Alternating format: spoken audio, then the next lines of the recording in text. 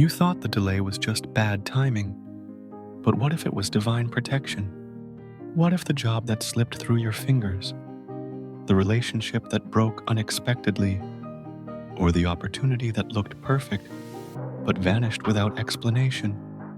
What if God was shielding you from something that could have destroyed your peace, your purpose, or even your soul?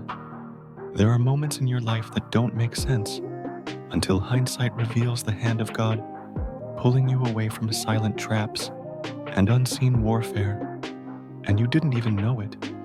One of the most shocking signs God is protecting you is when doors close abruptly after much prayer and preparation.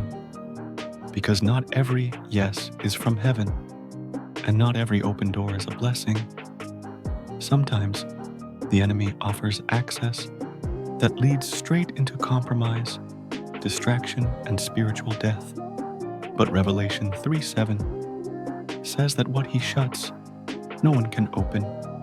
So when rejection stings, remember it might be redirection away from a hidden pit. Another subtle sign is when people exit your life for no clear reason. Those who ghost you, betray you, or become distant after seasons of closeness.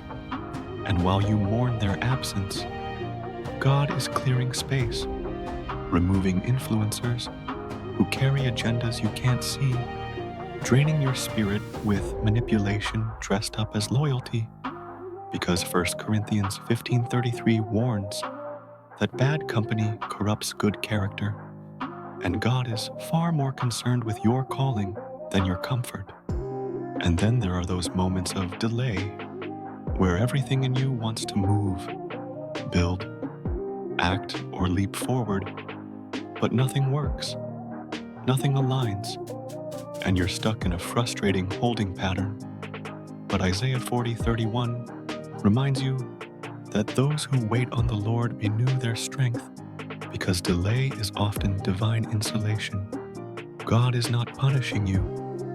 He's protecting you from premature exposure, from stepping into spaces your character isn't ready to carry. Even the turmoil in your spirit can be a warning, a heaviness you can't explain, a lack of peace despite external perfection, a gentle nudge to walk away even when logic tells you to stay. And Philippians 4:7 says that the peace of God guards your heart and mind, meaning when you lose peace, God might be waving a red flag over what looks good, but hides poison beneath. And then there's supernatural redirection, the moments that shift your path completely.